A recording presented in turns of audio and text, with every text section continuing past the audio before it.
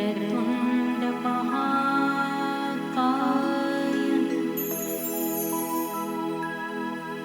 सूर्यकोटि समप्रभ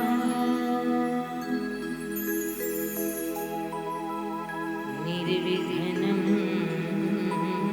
कुरु मे देव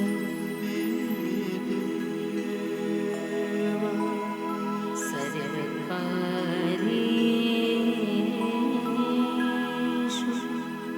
सर्वदा।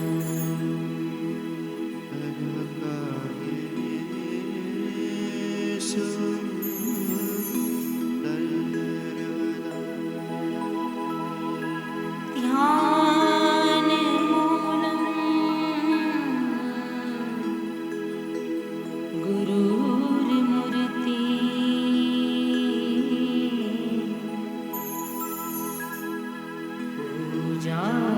पूजामूलं गुरुर्पदम्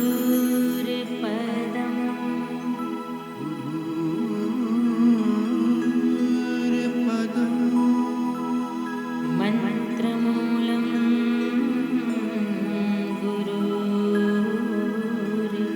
गुरुर्वाक्यम् मोक्षमूलं गुरुर्कृपा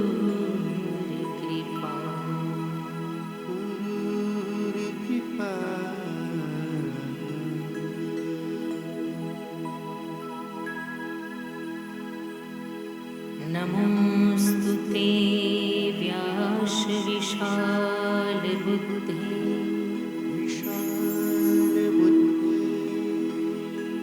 फुल्लारविन्दायतपत्रनेत्र येन त्वया भारततैलपूर्ण प्रज्वालितो ज्ञानमय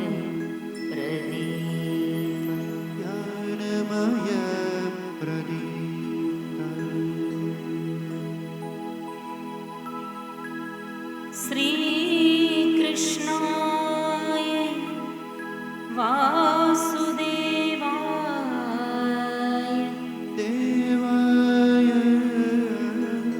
देवकी नन्दनाय च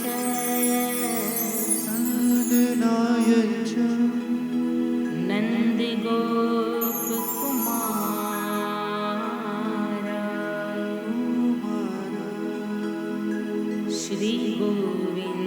श्रीगोविन्दाय नमो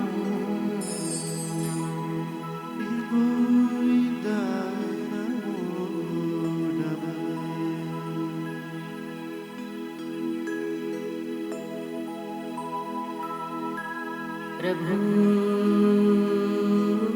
नन्दकुमारो मे स्वामिनीं वृषभानुजा कृतार्थोऽहं कृतार्थोऽहं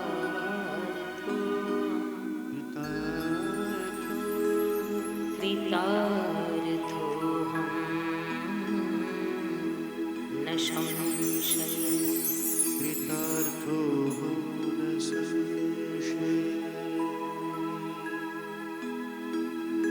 सिया राममय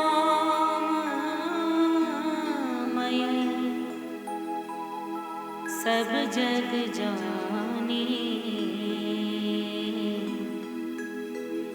करहु प्रणाम जोरी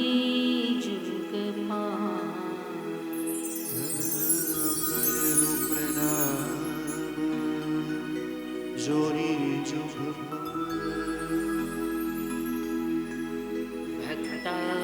भक्ताभिलाषा चरितानुसार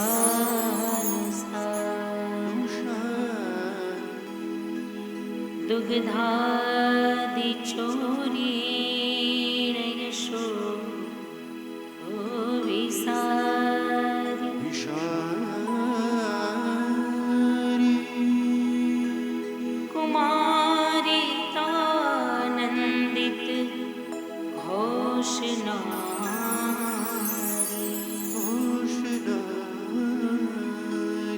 मम प्रभु श्री गिरिराजधारी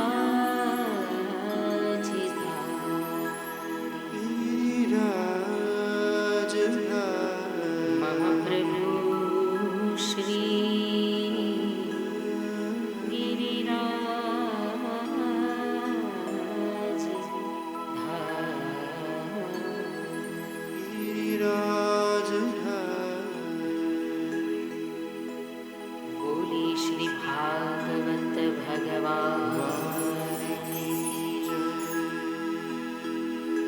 श्री द्वारिकाधीश श्री श्री सीताराम भगवान की श्री सद्गुरु देव की श्री व्यास नारायण भगवान श्री सुखदेव जी महाराज की गौ माता की भारत माता की सत्य सनातन धर्म की ओम नमः पार्वती पतये हर हर महादेव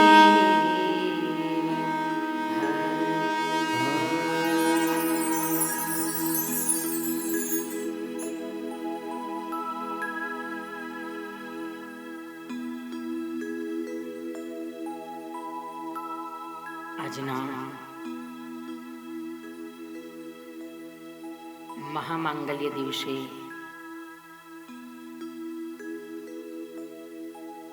મહાપુરુષોનો મત છે કે સંસારના કોઈ પણ કાર્યમાં પંચાંગ જોવું પડે. તિથિ સારી હોય, વાર સારો હોય, મુહૂર્ત સારું હોય, પણ પરમાત્માની એક કથા એવી છે કે જે છે જ અમૃત. इसलिए तो गोपियों ने गाया कि तव कथामृतम तप्त जीवनम. कथा ज अमृत છે, કથા જ મંગલ કરનારી છે. મંગલ ભવન અમંગલ હારી. તો જ્યારે જ્યારે કથાનો પ્રારંભ થાય ત્યારે નથી તિથિ જોવાની જરૂર, નથી મુહૂર્ત જોવાની જરૂર, નથી સારા ચોઘડિયા જોવાની જરૂર, કારણ કે કથા પોતે જ મંગલકારક છે. કથાનો પ્રારંભ થાય એટલે આપોઆપ એ તિથિ, એ વાર, એ ઘડી, એ मुहूर्त अपने आप मंगलमय हो जाता है, अपने आप अमृत समान हो जाता है.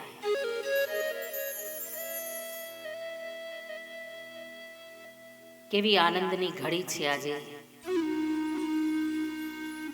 આવા પાવન તીર્થની અંદર જ્યાં શ્રી રામચરિત માનસ મંદિર છે. મંદિરો ઘણા હોય, પણ આ આખું રામચરિત માનસ જેને મંદિર રૂપે અહીંયા બિરાજમાન કરવામાં આવ્યું છે, આખો ગ્રંથ અહીંયા મંદિરમાં બિરાજમાન થયો છે. ખાલી રામાયણની એક ચોપાઈ પણ જો જીવનમાં ગાવ તો એ જીવન મંગલમય બની જાય. તો અહીંયા તો આખા રામચરિત માનસની તમામ ચોપાઈઓ જ્યાં બિરાજમાન છે, જ્યાં ચરિતાર્થ છે, એટલા માટે મંદિરનું નામ છે રામચરિત માનસ મંદિર. જ્યાં ભગવાન રામચંદ્રજી મર્યાદા પુરુષોત્તમ બે સ્વરૂપે અંદર મંદિરમાં બિરાજે છે. એક તો ભગવાનનું મૂર્તિ સ્વરૂપ છે, સીતારામજી લક્ષ્મણજીની સાથે આખો રામ દરબાર કે જે મૂર્તિ રૂપે ભગવાન બિરાજે છે. અને રામચરિત માનસની ચોપાઈ એ ભગવાનનું વાણી સ્વરૂપ છે, જેને આપણે વાંગમય સ્વરૂપ કહીએ છીએ. ગ્રંથ એટલે શું? ગ્રંથ એ ભગવાનનું વાણીમય સ્વરૂપ છે, યાદ રાખ. અને એ ગ્રંથ રૂપે, એ વાણી રૂપે, એ વાંગમય રૂપે, એ ચોપાઈ રૂપે સ્વયં રામજી એક ચોપાઈમાં બિરાજમાન થયા છે. તો મૂર્તિ રૂપે પણ દર્શન થાય છે, અને એ જ મર્યાદા પુરુષોત્તમ પરમાત્માના વાણી રૂપે પણ, ચોપાઈ રૂપે પણ મંદિરની અંદર સુંદર દર્શન થઈ રહ્યા છે. અને એવા આ પાવન તીર્થમાં, એવી આ અદ્ભુત ભૂમિમાં કે જ્યાં સતત સત્કર્મો થયા જ કરે છે,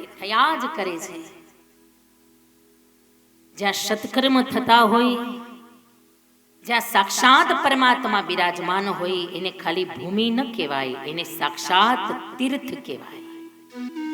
કે જ્યાં અનેક મહાપુરુષો વારંવાર બિરાજમાન થતા હોય, અનેક સંતોના જ્યાં ચરણ પગલા, જ્યાં પાવન પગલા પડતા હોય, એ ભૂમિ તીર્થથી કોઈ કમ નથી. તો આજે આ પાવન તીર્થભૂમિની અંદર આપણે સૌ એકત્રિત થયા છીએ. રામજીના ચરણમાં બેસી અને કૃષ્ણ કથાને ગાવા માટે આપણે સૌ જઈ રહ્યા છીએ. અને એ પણ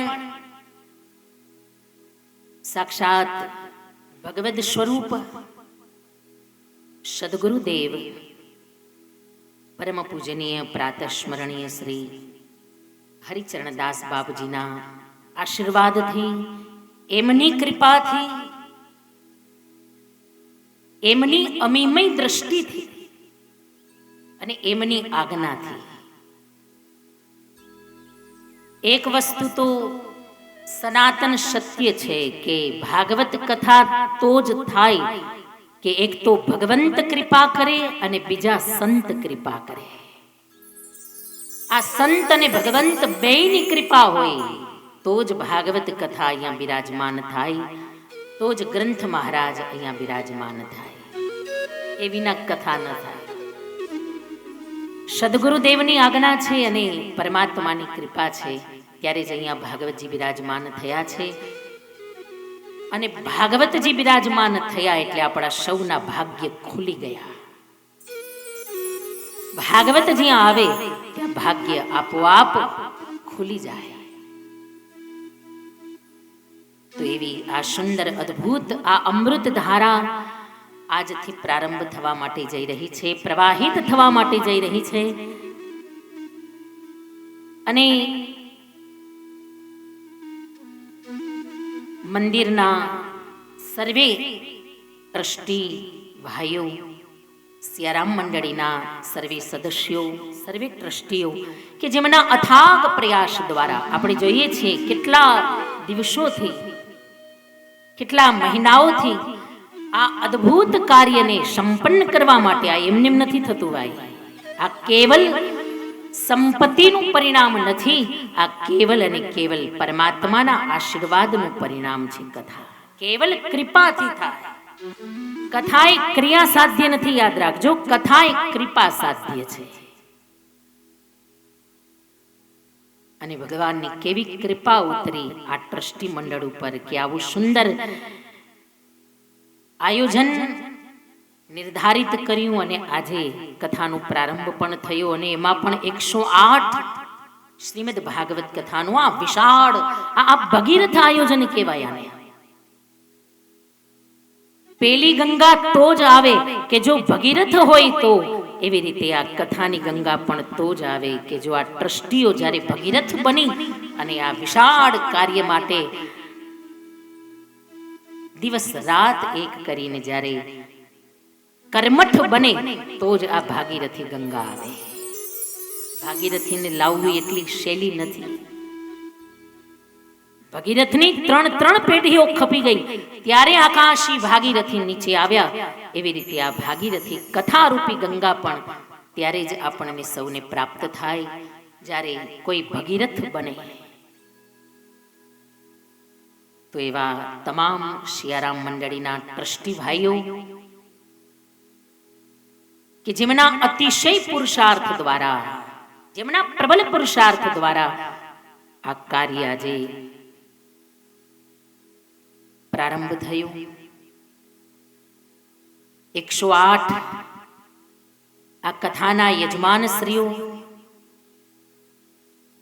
કે જે સવારથી પૂજન કાર્યની અંદર બિરાજમાન હતા, બધાએ જેમણે સુંદર આ કાર્યની અંદર સહભાગી બની અને પોતપોતાના પોથી જ બિરાજમાન કર્યા છે, પોતપોતાના પિતૃદેવના આત્મ કલ્યાણ માટે એ 108 પોથીના સર્વે યજમાન શ્રીઓ અને સાથે કથાના જે મુખ્ય યજમાન શ્રી છે શ્રી મહેન્દ્રભાઈ વ્રજલાલ પોપટ પરિવાર કે જે અહીંયા બિરાજમાન છે. એકવાર આપણે મુખ્ય યજમાન શ્રી અને સાથે સર્વે 108 યજમાનો માટે એકવાર તાલીઓ વગાડી અને બધાને આપણે વધાવીએ. કારણ કે તમે બધા છો તો આ કાર્ય સફળ થઈ શકે. તમારા બધાનો ભાવ છે, હૃદયનો પ્રેમ, હૃદયની લાગણી જ્યારે હોય ત્યારે જ આ કથા પરિપૂર્ણ બને. કારણ કે કથા ભાવ માગે છે, કથા હૃદયનો પ્રેમ માગે છે, કથા હૃદયની શ્રદ્ધા માગે છે. તો આ તમામ યજમાન પરિવાર, મુખ્ય યજમાન શ્રી, 108 પોથી યજમાનો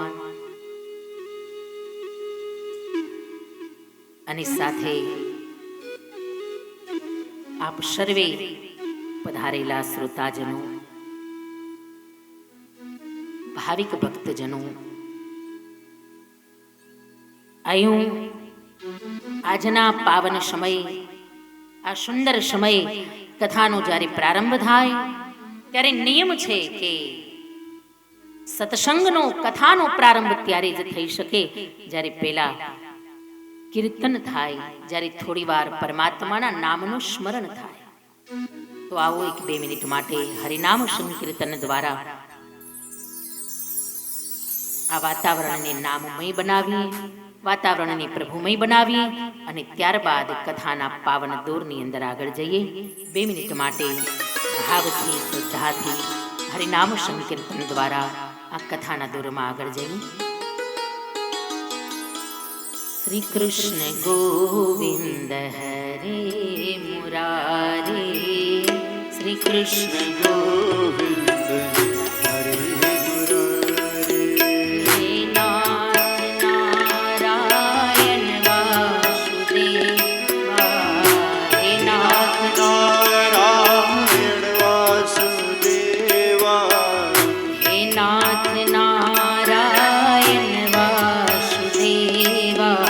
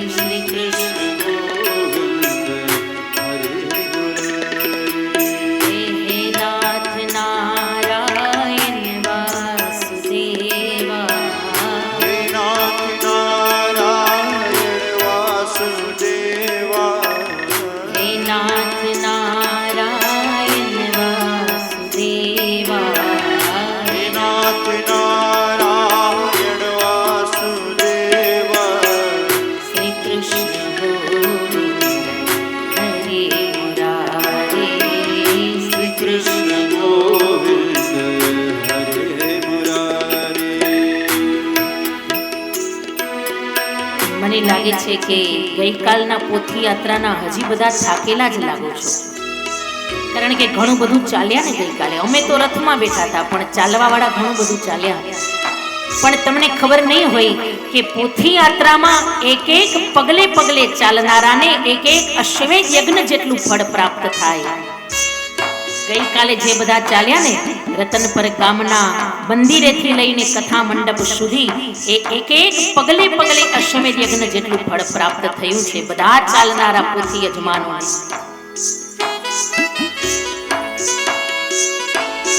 અને અદ્ભુત આનંદ. અને આજે કથાનો પ્રારંભ થાય છે તો જરા ભાવથી બે હાથની તાલી પાડીને, કારણ કે કીર્તનમાં તાલી અનિવાર્ય છે, માટે જરા બે હાથે તાલી પાડીને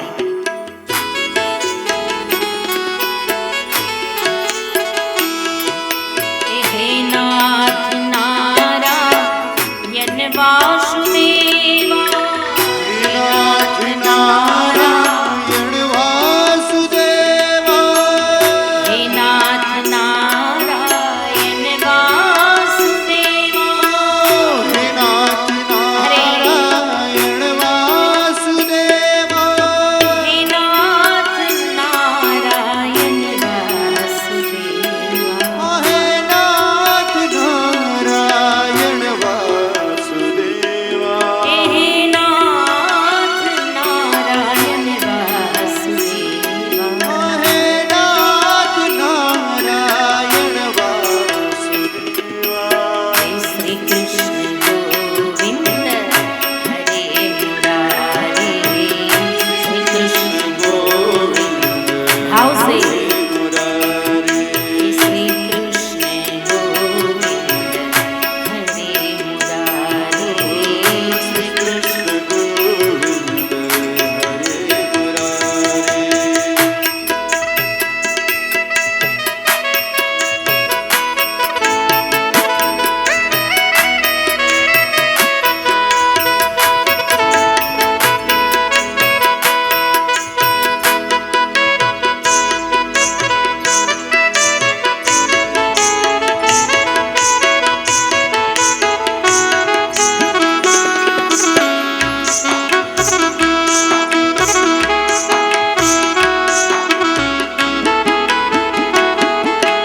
હે નાથ નારાયણ વાસુદેવા, હે નાથ નાથ નારાયણ વાસુદેવા. હજી બધાય રાહ જ જોવે છે હું તાલી પાડવામાં, કે હજી તો પેલો દી છે ને, કંઈક આમ 2-4 દી ગાડી પાટે ચડે પછી તાલી પાડશું. પણ પાછી બીજી એક કહેવત છે કે first impression is the last impression. આમ પહેલા જ દિવસે મોરા મોરા થાવ તો હજી તો આપણે 7 દિવસ ભગવાનના ચરણોમાં રહેવાનું છે. જરા ભાવથી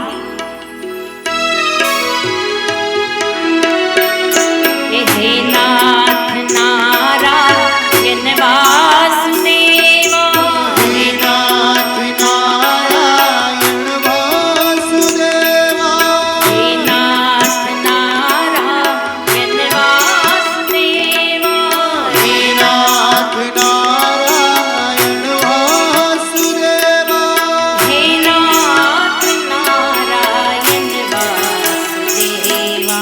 હે નાથ નારાયણ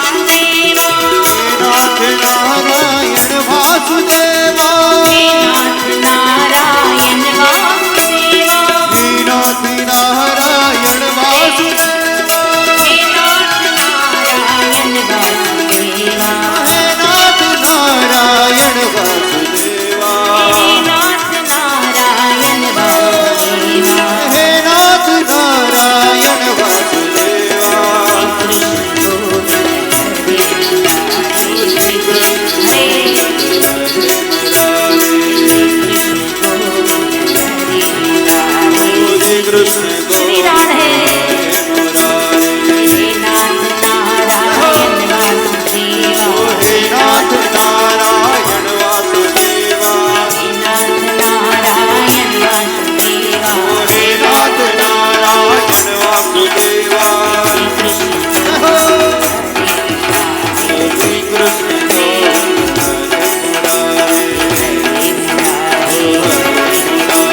ગોવિંદ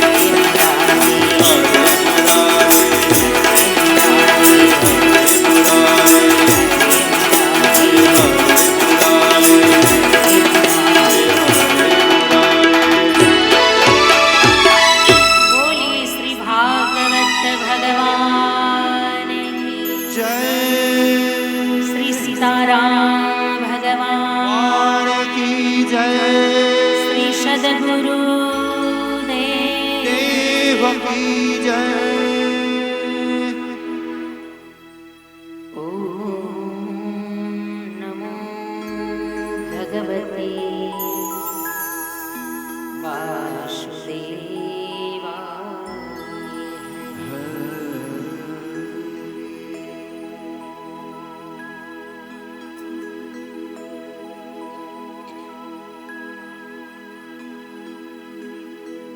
પરમ પાવની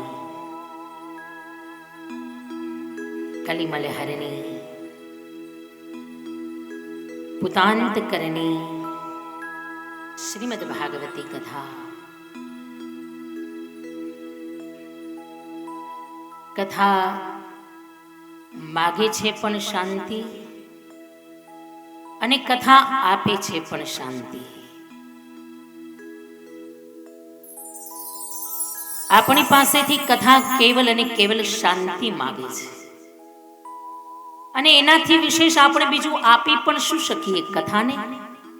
તમે શું આપો કથાને કે જે અમૂલ્ય છે, જે અવર્ણનીય છે, જે અકથ્ય છે, જે અનિર્વચનીય છે? એવી કથાને એક વ્યક્તિ બીજું શું આપી શકે કે જે કથાની પ્રશંસા મહાપુરુષોએ કરી છે, સંતોએ કરી છે, અરે ગોપીઓએ કરી છે.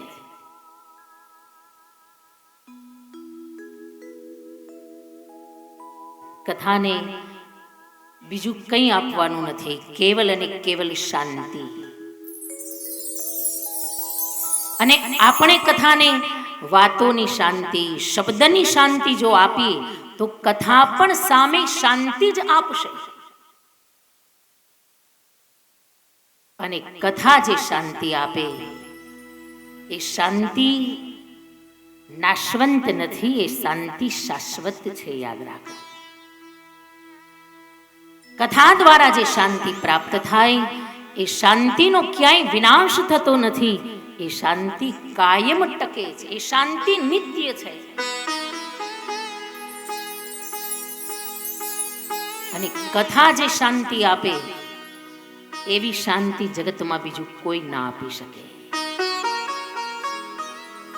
જીવને ક્યાંય શાંતિ ન મળે ને ત્યારે અમારી ભાગવતી કથા ગર્જના કરીને કહે, પુકાર કરીને કહે, હે જીવ, તને ક્યાંય શાંતિ નથી તો એકવાર આ કથાના શરણમાં આવી જા. આ કથા તને શાંતિ આપવા માટે બંધાયેલી છે.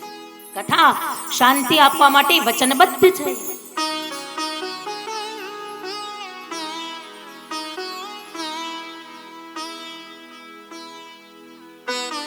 અને એવી ભાગવતી કથા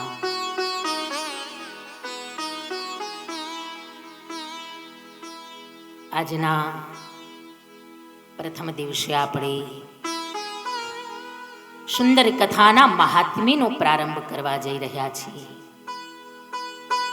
કોઈ પણ ગ્રંથનું ગાયન થાય ત્યારે ત્યારે પ્રથમ એ ગ્રંથનું મહાત્મ્ય શ્રવણ કરવામાં આવે, પ્રથમ એ ગ્રંથનું મહાત્મ્ય ગાવામાં આવે. આજે પ્રથમ દિવસ છે ભાગવતી કથાનો, અને પ્રથમ દિવસ એટલે મહાત્મ્યનો દિવસ.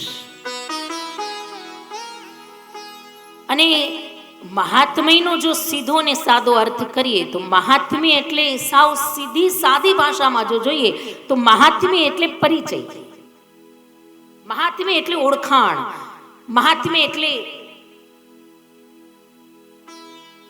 એનો મહિમા. આજે ભાગવતજીનો મહિમા પેલા સાંભળવાનો છે કે ભાગવત એ શું છે,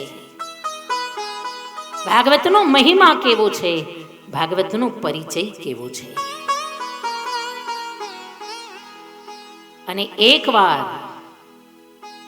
પરિચય બરાબર થઈ જાય પછી જ મસ્તક ઝૂકી જાય, પછી જ કથાના શરણમાં શરણાગતિ લગાડવી નહીં પડે, લાગી જશે.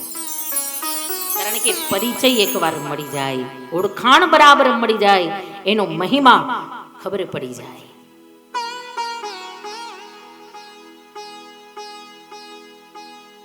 અને ભાગવતજીનું મહાત્મ્ય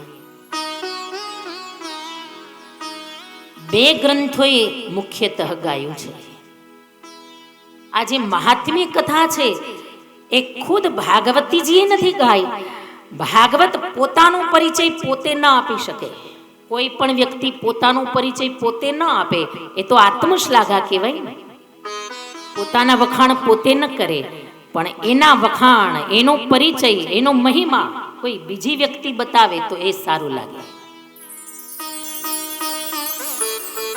એમ ભાગવતજીનું મહાત્મ્ય ખુદ ભાગવતજીએ નથી ગાયું, પણ ભાગવતજીનું મહાત્મ્ય બે ગ્રંથોએ ગાયું. એક તો સ્કંદ પુરાણ અને બીજું પદ્મ પુરાણ. આ બે ગ્રંથોમાં ભાગવતનું મહાત્મ્ય ગવાયું, સ્કંદ પુરાણ અને પદ્મ પુરાણ. સૌથી વિશાળ ગ્રંથ જો કોઈ હોય તો એ છે સ્કંદ પુરાણ. વ્યાસજીના રચેલા 18 પુરાણો છે, અને ખાલી 18 પુરાણો જ નહીં, એના પાછા 18 ઉપપુરાણ છે. 18 પુરાણ ને 18 ઉપપુરાણ. શ્રીમદ દેવી ભાગવતમાં એ બધાના નામ પણ બતાવ્યા છે. 18 પુરાણો, 18 ઉપપુરાણો. પણ એમાંનું સૌથી વિશાળ જો કોઈ ગ્રંથ હોય, સૌથી વિશાળ જો કોઈ પુરાણ હોય તો એ છે સ્કંદ પુરાણ. 81,000 શ્લોક છે સ્કંદ પુરાણ, સૌથી વિશાળ. અને સ્કંદ પુરાણ કોનું ગાયેલું છે? સ્કંદનો અર્થ છે કાર્તિક સ્વામી, શિવ અને પાર્વતીજીના સૌથી મોટા દીકરા, જેનું નામ છે સ્કંદ. એટલા માટે પાર્વતીજીનું પણ એક નામ છે સ્કંદ માતા. સ્કંદ એટલે કાર્તિક, અને કાર્તિકજીના મુખારવિંદથી ગવાયું, એટલા માટે પુરાણનું નામ છે સ્કંદ પુરાણ.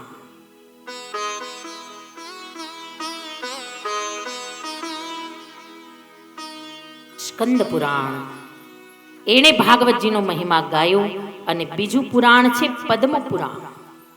અહીંયા ભાગવતની અંદર જે ભાગવતજીનું મહાત્મ્ય અહીંયા ગવાયું છે 6 અધ્યાયની અંદર, એ પદ્મ પુરાણમાંથી લેવામાં આવ્યું. 6 અધ્યાય પદ્મ પુરાણના, જેને ભાગવતજીનો બહુ સુંદર મહિમા અહીંયા બતાવ્યો, બહુ અદ્ભુત મહાત્મ્ય બતાવ્યા. અને એ મહાત્મ્યનો પ્રારંભ કરતા પ્રથમ શ્લોક દ્વારા आइयो भागवत जी ना महात्म्य नो प्रारंभ करिए। बड़ा अद्भुत श्लोक है महात्म्य का। श्री गणेशाय नमः, श्री सरस्वती नमः, श्री सद्गुरु परमात्मने नमः। सच्चिदानंद रूपाय विश्वोत्पत्त्यादि हेतवे तापत्रय विनाशाय श्री कृष्णाय वयं नमः। तापत्रय विनाशाय श्री कृष्णाय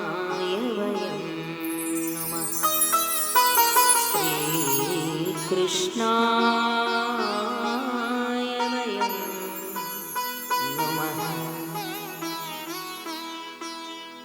આ પહેલો જ શ્લોક છે ભાગવતજીના મહાત્મ્યનો. અહીંયાથી કથાનું મહાત્મ્ય પ્રારંભ થાય છે. જોજો જે શ્લોક અહીંયાથી ગવાય છે એ ભલે સંસ્કૃત ભાષા છે, ભલે ન સમજી શકો, પણ શ્રવણ બરાબર કરજો, કારણ કે આ ભાગવતના શ્લોક છે. એક એક શ્લોક ગાવાથી, એક એક શ્લોક શ્રવણ કરવાથી પણ અશ્વમેધ યજ્ઞ જેટલું ફળ પ્રાપ્ત થાય એવું ભાગવતજીમાં લખ્યું છે.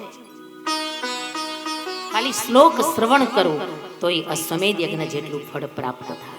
અદ્ભુત મહિમા છે શ્લોક. પહેલો જ શ્લોક સચ્ચિદાનંદ રૂપાય વિશ્વોત્પત્યાદિ હેતવે તાપત્રય વિનાશાય હર શ્રી કૃષ્ણાય વયમ નમઃ. આ પ્રથમ શ્લોકની અંદર મહાપુરુષોએ ભગવાન કૃષ્ણ કનૈયાની, કૃષ્ણ પરમાત્માની ચરણારવિંદની વંદના કરી. પહેલા જ શ્લોકમાં મંગલાચરણમાં ભગવાનની વંદના કરી, પરમાત્માના ચરણમાં નમસ્કાર કર્યા. નમસ્કાર કર્યા, વંદના કરી, પણ કેવા ભગવાન, કેવા કૃષ્ણ! બહુ સુંદર ઉપમા આપી અહીંયા શ્લોકમાં. ભગવાન કેવા છે? સચ્ચિદાનંદ રૂપા. પેલી વેલી ભગવાનની અહીંયા રૂપ માધુરીનું વર્ણન કર્યું. ભગવાન કેવા લાગે છે? ભગવાનનો સ્વરૂપ પરિચય આપ્યો. અહીંયા કેવા લાગે છે પરમાત્મા? સચ્ચિદાનંદ રૂપાય, સચ્ચિદાનંદ રૂપાય. ભગવાન સચ્ચિદાનંદ સ્વરૂપ છે. કેવો સુંદર શબ્દ, કેવી સુંદર ઉપમા આપી ભગવાનને, સચ્ચિદાનંદ. આ એક શબ્દની સંધિ જો છૂટી પાડીએ તો 3 શબ્દ મળે. સચ્ચિદાનંદને અલગ અલગ કરો એટલે 3 શબ્દ મળે. સત, ચિદ અને આનંદ. આ 3 શબ્દ પ્રાપ્ત થાય. ભગવાન કેવા છે? સત સ્વરૂપ. સત એટલે સત્ય. ભગવાન કેવા છે? સત્ય સ્વરૂપ છે. સાક્ષાત સત્ય સ્વરૂપ નહીં, સત્ય જ છે, સ્વયં સત્ય છે. એટલા માટે તો આપણે એને સત્ય નારાયણ પણ કહીએ છીએ. સત્ય નારાયણ એટલે કોણ? સ્વયં ભગવાન, સ્વયં પરમાત્મા. વહી સત્ય, વહી પરમાત્મા, વહી કૃષ્ણ. સત્ય અને કૃષ્ણ અલગ નથી. જોજો, આ બંને એક જ છે. તમારા જીવનમાં સત્ય છે તો એનો અર્થ જીવનમાં કૃષ્ણ છે. જીવનમાં સત્ય છે તો એનો અર્થ પરિબ્રહ્મ છે. બાકી તો પરિબ્રહ્મને તમે ક્યાં ગોતવા જશો? ક્યાં જશો? ક્યાં શોધશો એને? ક્યાં મળે ભગવાન? સત્યમાં મળે. જ્યાં સત્ય છે ત્યાં સાક્ષાત પરમાત્મા છે. એ જ ભગવાન છે.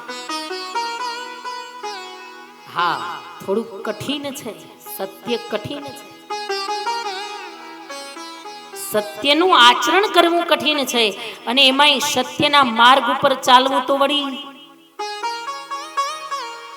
એમાંય કલિકાલમાં તો કલયુગ ચાલે છે ને.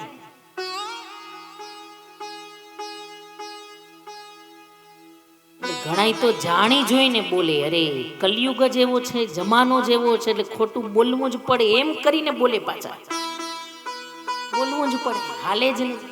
નહીંતર ખબર છે કે આપણે ખોટું બોલીએ છીએ, ન બોલવું જોઈએ એ ખબર છે, છતાંય બોલવું પડે છે. કારણ કે જમાનો છે, કારણ કે યુગ એવો ચાલે. સત્યનું આચરણ અતિશય કઠિન છે. એટલા માટે તો રામચરિત માનસમાં બાબાજી તુલસીદાસજી મહારાજને लिख दिया, कलिमल केवल नाम आधारा, सुमर सुमर नर उतरहि पारा.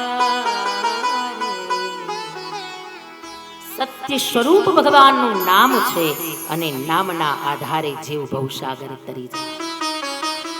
કલયુગની અંદર સાચો ધર્મ જ સત્ય છે. ધર્મ ન દૂસર સત્ય સમાના. કલયુગનો સાચો ધર્મ કયો?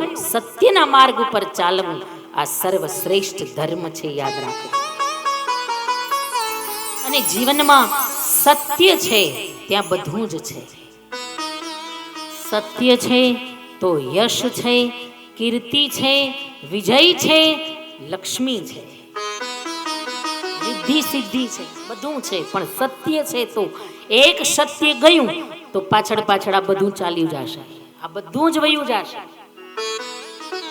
એટલા માટે તુલસીદાસે લખ્યું, ધર્મ ન દૂસર સત્ય સમાના.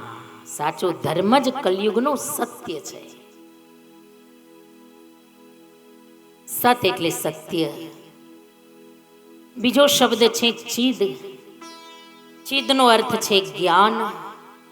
ભગવાન કેવા છે? સાક્ષાત જ્ઞાન સ્વરૂપ છે, અથવા તો એમ કહી શકાય કે સ્વયં જ્ઞાન જ છે. કૃષ્ણ એટલે સ્વયં સત્ય, કૃષ્ણ એટલે સ્વયં જ્ઞાન, સાક્ષાત જ્ઞાન. અને ત્રીજો શબ્દ છે આનંદ. આનંદ એટલે સ્વયં ભગવાન, આનંદ એટલે સ્વયં કૃષ્ણ, આનંદ એટલે સ્વયં પરિબ્રહ્મ પરમાત્મા. આનંદની વ્યાખ્યા જ છે પરિબ્રહ્મ પરમાત્મા. આનંદની વ્યાખ્યા જ છે શ્રી કૃષ્ણ.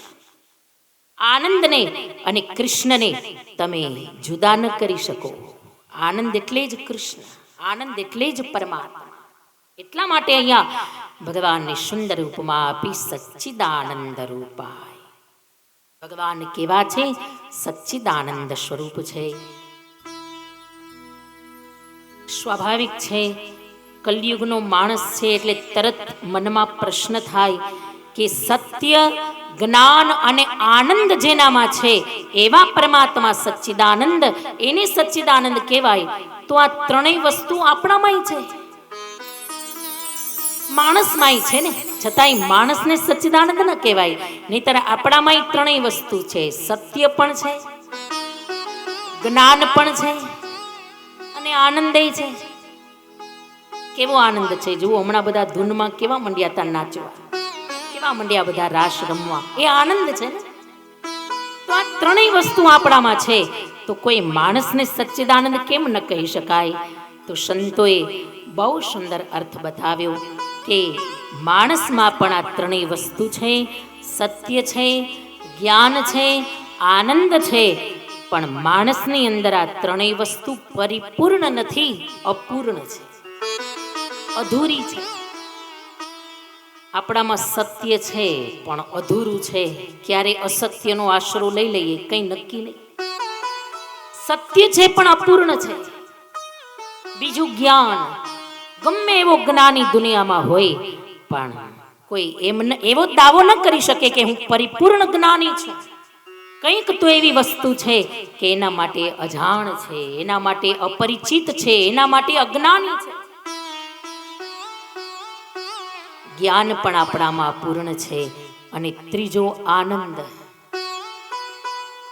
આનંદ પણ આપણામાં છે ખરા, પણ ક્યાં પૂરેપૂરો છે? પૂરેપૂરો આનંદ છે? સાવ સાચું કેજો, અહીંયા જેટલા બેઠા છો 24 કલાક આઠો યામ આનંદમાં જ રહ્યો છો કે ક્યારેક ક્યારેક મૂડ બગડી જાય છે? જોજો, પરિપૂર્ણ આનંદ કોને કહેવાય? આઠો યામ 24 કલાક આનંદમાં ને આનંદમાં રહેતા હોય. પણ આપણો આનંદ 24 કલાકનો નથી. ક્યારેક મૂડ સારો હોય તો આનંદમાં હોય, બાકી મૂડ જો વયો જાય તો